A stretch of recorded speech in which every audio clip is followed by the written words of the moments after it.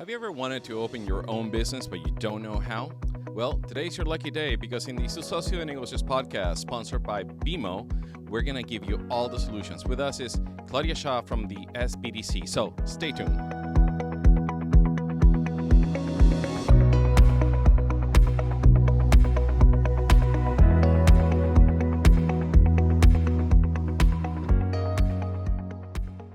Welcome back to the Su Socio de Negocios podcast sponsored by BMO.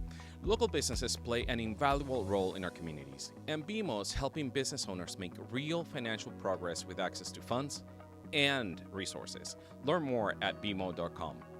As promised, with us is Claudia Shaw from the SBDC, and she's going to talk to us about what you're here for, to learn how to open up a business. Claudia, thank you so much for joining us. How are you? No, thank you, Giancarlo, for the invitation. Happy to be here to answer questions, to talk a little bit about business. I love it. Claudia, before we get into the nitty-gritty of the podcast, tell us about how you got started with the SBDC. I got started around 13, 14 years ago when I wanted to start my own business. So I was without a job. I decided to start a business, and then just browsing, I found what it was, the SBDC, and they had some classes that I was like, okay, I need these classes for my business. And that's how I got to know them. I started going to the classes and I started seeing the great, amazing resources that they offer without any cost for small businesses. So I said, this sounds interesting. Then they were looking for somebody to help as an advisor, and I wanted to do that. So that's how I started. I love to help people, and that's how I got started. In 2015, I started the program oriented for Spanish-speaking community in LA County. And here we are 10 years later doing this same thing, helping and trying to empower our Latino community in LA County.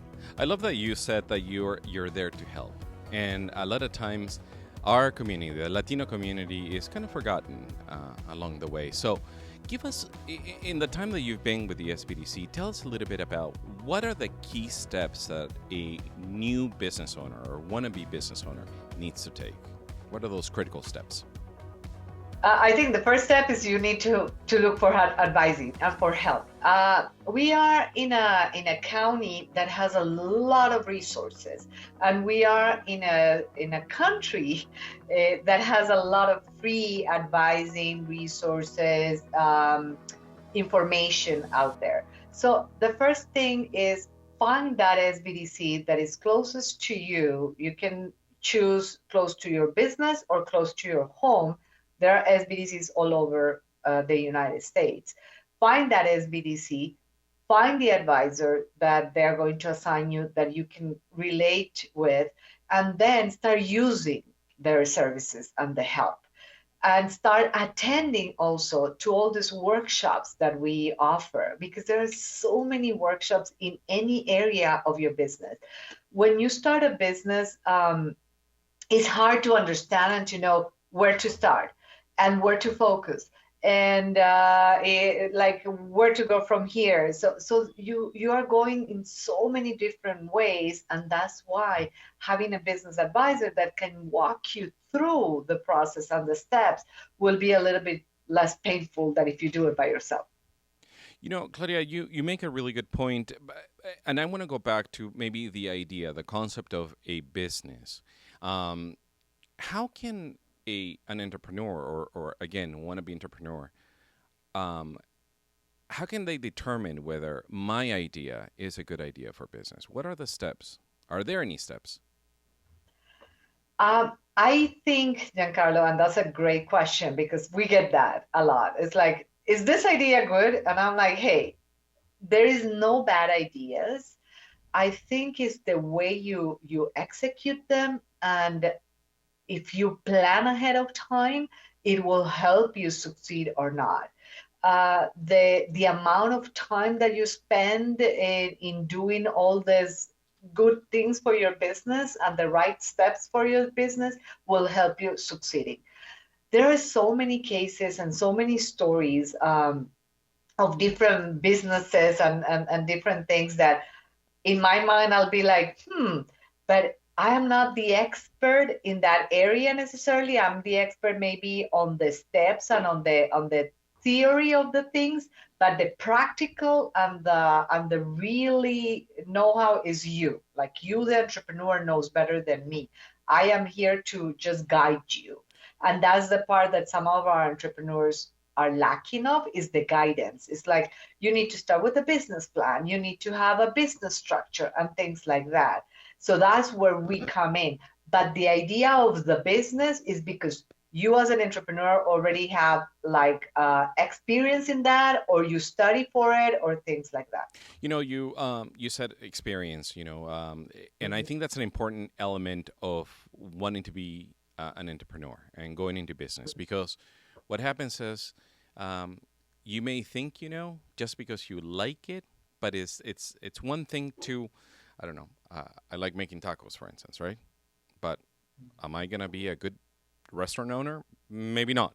So let's talk about what, in all the years of experience that you've had with the SBDC, what are the most common mistakes that an entrepreneur makes? Jump into the gun.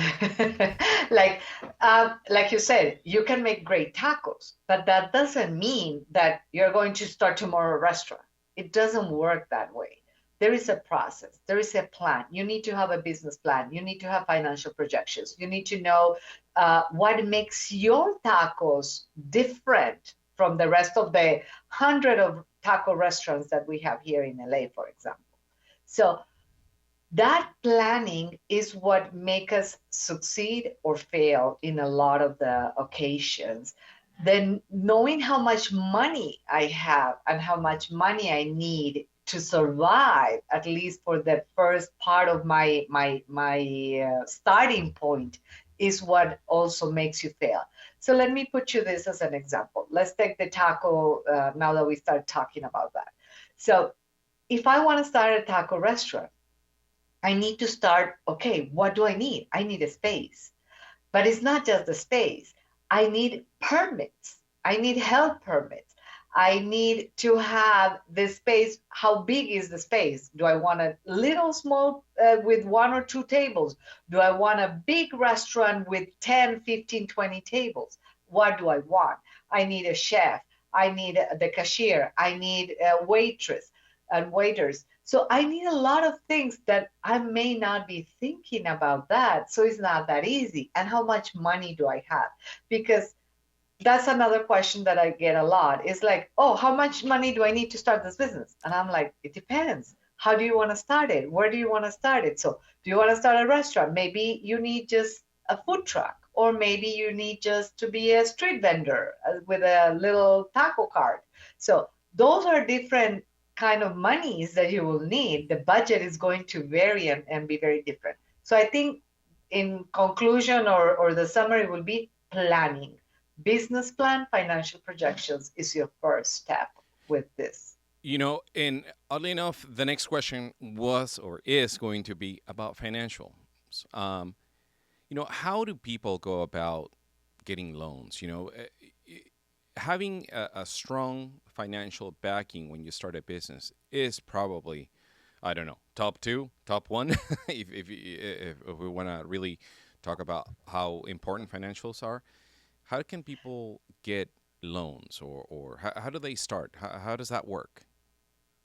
The thing is that if you are not solid financially, like if you don't have a solid background as managing your own money, it's hard for you to show a financial institution that you are going to be able to repay whatever money you are going to borrow.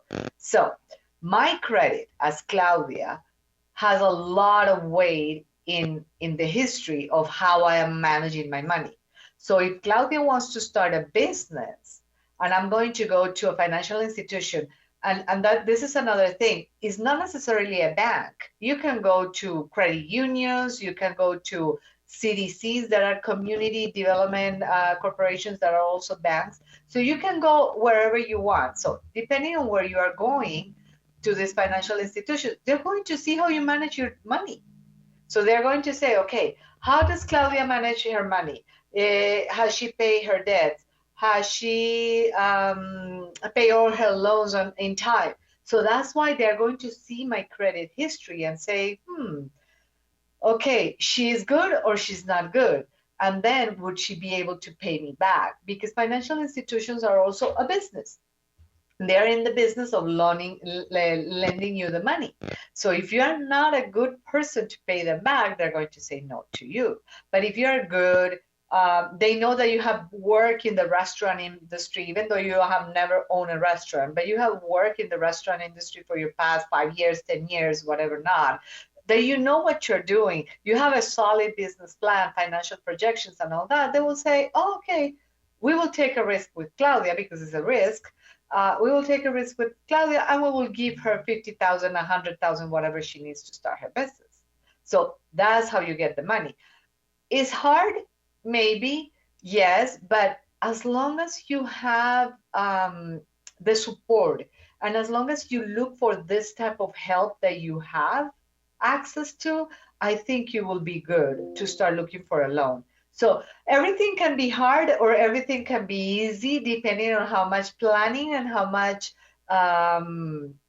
research you have done. And that's why we are here. And that's why you have institutions that will help you walking through all this process. Yeah, I think that's a really good point about your personal credit. And I guess word out to my Latino and Latina brothers and sisters, make sure you take care of your credit. It is important. It is super important, not just for yourself, when you go out and want to buy a house, but also if you want to open up a business, it's important, correct? In this country, it is. This country, credit is your personality with your money. Right. So, I yeah, agree. whatever you want. Yeah, whatever you want, even a car, even whatever it is, it's Yeah. like, we're going to run your credit. So, Oddly enough, my son, he works for a property management company, and the first thing they ask you is your credit. And this is just to rent an apartment. exactly. And I used to work for a credit union. And when I worked for a credit union, we had cashiers. And for us, our tellers need to have a good credit. Right. If they didn't have a good credit, we couldn't hire them. Why? Because it tells your character and your personality. Yeah. How good you manage your own money in order for me to go to a credit union and give you my money. Right. Absolutely. It's your story, financial story, Yeah. for that matter. Yeah. Claudia, I met you years ago. I don't want to date ourselves either here. Let's not do that. But I met you years ago at a networking event. Let's talk about networking because I think this is an important aspect of business. What is your advice about going out to Chamber of Commerce events and meeting your fellow entrepreneurs in your community? What are your thoughts on that? Believe it or not, Giancarlo, back in the days when I started my own business, because I had to, that was the least thing that I liked, going out to network. I was like, ugh, I don't want to do this. I don't want to talk to people. I don't want to have to introduce myself and say who I am and what I do and why do I have to do that? And with the experience that I got little by little going out to those events was that if I didn't do that in this era and nowadays, nobody will know who I am and nobody will relate to what I do and what I was trying to accomplish. So we're getting, with this technology, we're getting too much used to just send an email or do the social media post. And Right. because I already posted, you already know me. And it's not that. I think we as Latinos, more than anything, we need that human touch. Yeah. So for me, it's different that I see you here on the screen, but when I see you in person, it's like, oh my God, okay, yeah, I saw you. Now I can see you, I can relate to you, and now I can go a little step forward towards who you are and what you do. So that personal approach helps big amount. So I will really encourage you as a business owner to get out from that comfort zone and really go out there and have a presence in the community. Go to chamber events, go to socio de negocio event that is awesome. That event has like so many different entrepreneurs from so many different areas that you cannot imagine how many connections you are going to have. Go to the SBDC day that we have every year. Like there are so many places where entrepreneurs go that you can never know what you're going to find. And even if you made two, three connections, that is an accomplishment for you that is going to last and help you succeed in your business. And little by little, you will get out there. Yeah, you know what? You actually never know who you're going to run into or who you're going to meet and what kind of relationship you're going to build over time out of a networking event. I remember I was really young. So now I'm going to date myself like, I don't know, 25, 27 years ago. I think it was my first networking event I had. I was so scared. I didn't want to introduce myself to anyone. I'm like, what am I going to talk to people about? But I met some wonderful people over time, and it increased my network. It allowed me to really meet people and expand my horizons in the business area. And little by little, you will start getting more comfortable with that. And I am not saying that it's not scary at the beginning, and that you're not going to make a mistake, or maybe, and also you may talk to people that nothing to do with your business, or they are not going to be able to have that connection at the beginning. But little by little, those are experiences. That those kind of exposures will help you get more into the comfort zone and say, oh, okay, now I know. Now I know better not to go to an international trade event knowing that I don't do any import or export. So I won't do that, but I will go to this other one that I found out there that existed. Because like you said, you never know what you're going to encounter there or who are you going to meet there.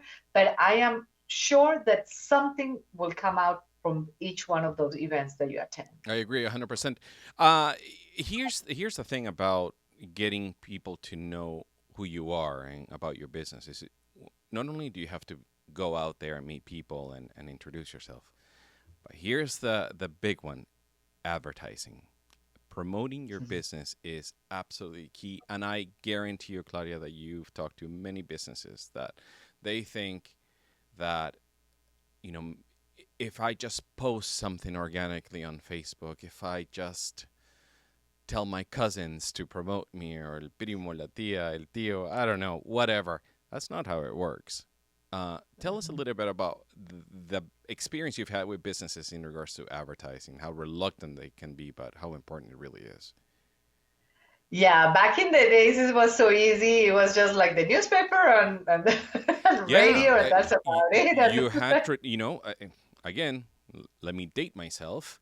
Back when I was younger, right, there were three: radio, TV, and newspapers, right? Print media. Yeah. That was your traditional media. Now you have Instagram, Facebook, TikTok, X, you have LinkedIn. It's You head have spinning. podcasts. Yeah, you have a podcast. It really is head spinning. But, I think Yeah. it's an important element of the operations of a business, correct? Absolutely. I when I do the advising on social media and marketing, I do get that a lot. It's like, oh, I'm already on Instagram. I'm like, great. And what is that supposed to mean? Is like you still have to advertise somehow. If you're not going to pay for the advertising in Instagram, at least you need to be out there in the community saying who you are and what you do, because otherwise people are not going to get to know you. So social media is more for people to know me and get exposure, not necessarily to make a sale. To make a sale, I do have to still advertise, and to make a sale, I do have to be out there. So as an advisor on the SBDC, I have to be out there. I cannot just be doing this and that's about it. We don't get paid for advertising because these are taxes. This is money tax that we get paid, and we cannot advertise. We cannot pay for booths. at exhibitions or things like that. So we have to go there as attendees and say, hey, this is what we do. We're here to help you. That's our way to advertise, not just posting. And also email marketing. That's another Oh, way that you have yes. to advertise. Because Absolutely. yeah, and people don't do that, Giancarlo. Like people are like, oh, do I really still need to send an email? Email's still a way of people really to connect with you and know who you are. So whenever you go networking, you need that information from the person, their email address, their phone number, their social media handlers. So those are three things that you need to know, and your elevator pitch is something that you really need to master, because that's the other problem that I encounter a lot and more with our community when I ask them, what do you do? Yeah. So Yeah. when I ask them that question, it's like, We're super I, casual, as Latinos, so we're sometimes we're a little unprepared. yes, yes. So your elevator pitch is super essential, that you know exactly what you do, what you offer, what makes you different. Doesn't matter if it's a service, it's a product. Let's go to the taco example. Why are your tacos so special that I need to go and buy from you and not from the corner restaurant? Yeah. So those are the things that sometimes our Latino community doesn't understand, that they need to really know. And when they go to these networking events, it will be a success for them if they really know what they do. Claudia, I'm glad you brought the email conversation, because I think that is a very important aspect of marketing that is free. Asking for an email is free. And to you, Mr. or Mrs. Business Owner, or someone that is thinking about starting their own business, when you do start your own business, or if you have your own business, please start asking for emails. Associate promotions with emails, so then you can create a database of your own customers. There is nothing more powerful right now, dollar per dollar, than really capturing that information from your clients. I mean, they are your clients, they're already doing business with you. Take advantage of that bit of information. Database, the data, that's going to really help your business grow. A lot of times when you go, and that's one of the key piece of information that you need to have when you go to these networking events, is to get data from people that you think that are going to be interested in a future for your business, or anybody that you are there encountering. Just grab those business cards, have their information, go back home, put it in a system, whatever system you want, Excel or any of these free apps that are out there or something, but start creating a database so you can start communicating with them via email later on and say, thank you so much, nice to meet you, whatever not. And then little by little, you can start emailing them information like, oh, grand opening, or here's a discount, or Valentine's Day is here, so Yeah. here you have a promo or whatever not. Of course, of course. Talking about data, because I think data is important, metrics are important. Tell me, what are some of the key metrics that a business owner that's starting should be focusing on?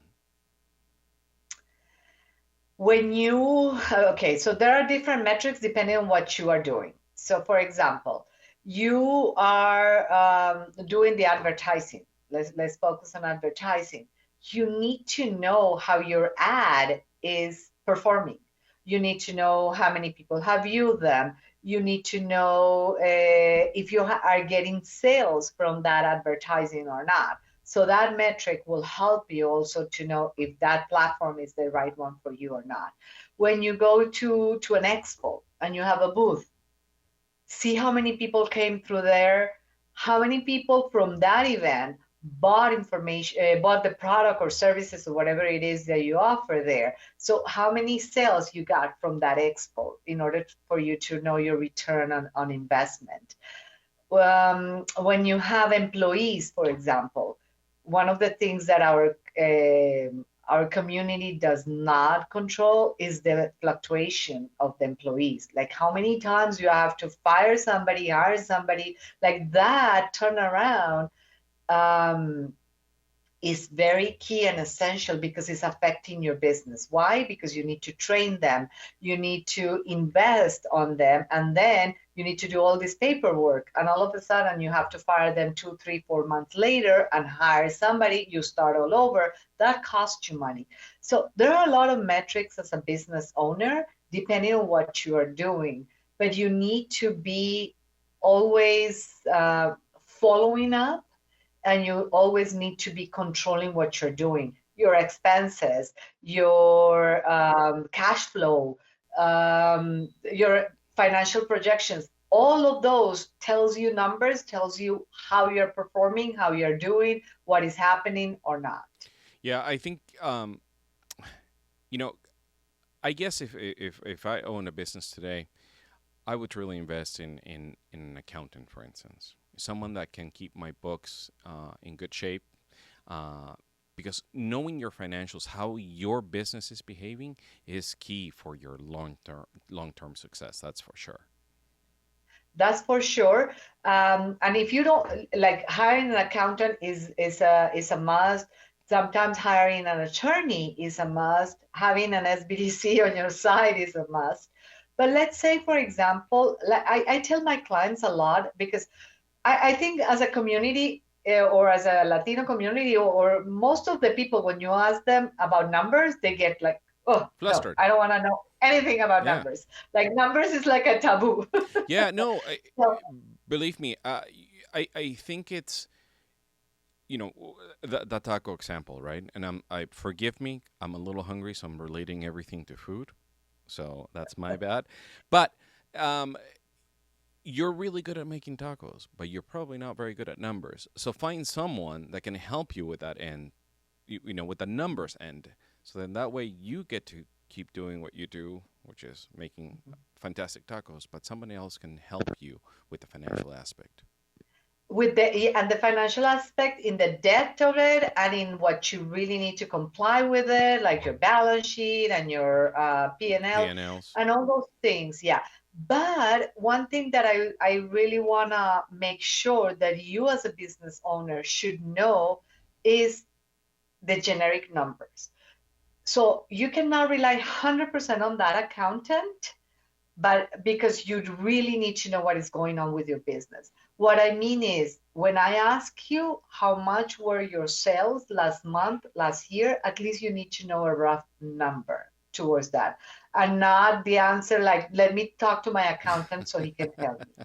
So so that's because, believe me, I have so many business owners that makes that mistake, and I don't want you to do that, because you as a business owner needs to know what is going on. So at least in your mind, you need to know, okay, I sold $100,000. I know more or less I bought like around 50,000 in things, so I should have around 50,000 left over. You should know those numbers more or less. Absolutely. At home, when my kids ask me for money, I have to check with my accountant, which is AKA my wife. So Yeah, we all need an accountant, and it comes in all shapes and forms. So for me, my wife, that's my accountant.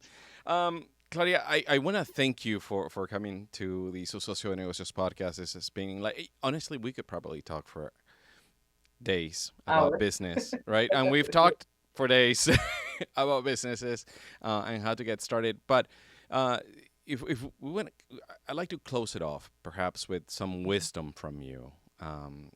And what advice can you give someone that's right now thinking, God, I want to leave my job and start my own thing? What kind of advice can you share? Look for help. Don't start by yourself. Like, don't do this alone.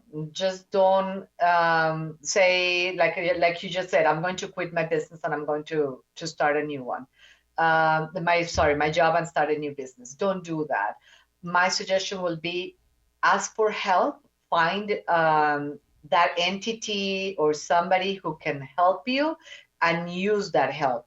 The SBDC is a free program that is out there for everybody. Use that. Take advantage of it. So we can guide you and we can tell you, don't quit your job yet.